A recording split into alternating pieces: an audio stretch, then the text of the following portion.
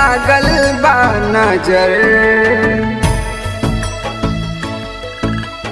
मारे ताना सारा जमाना हो गई बेघर।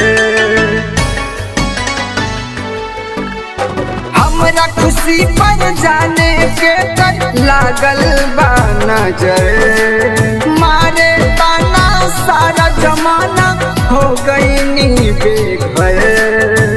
ए माई कमी उनकर खल जाला हो, सोची सपना भी खर जाला हो।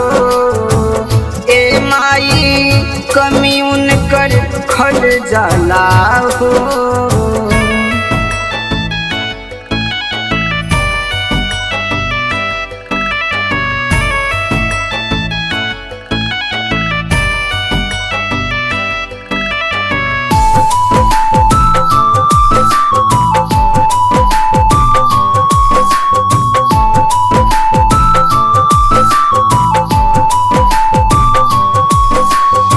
सारा जग धाई मिलना सुकून हो, मन कर कैले अपना से खून हो।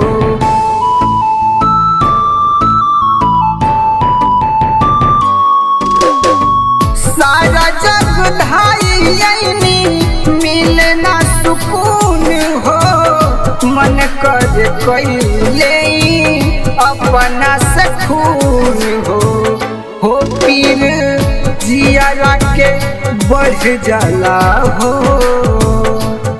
पीर जिया के बढ़ जाला हो, सोची सपना भी खर जाला हो।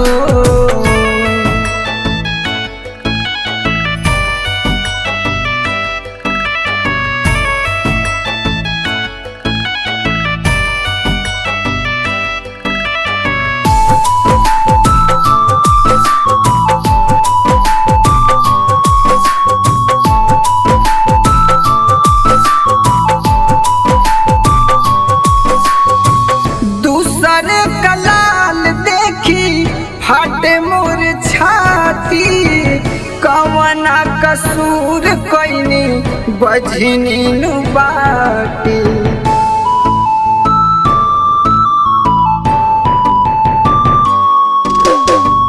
दूसर कलाल देखी फाटे मोर छाती, कवना कसूर कैनी बझनी नु बाटी। शिवम सुहाना बदल गईला हो, दीपक छोड़ी कहाँ चल गईला हो। शिवम सुहाना बदल गईला हो।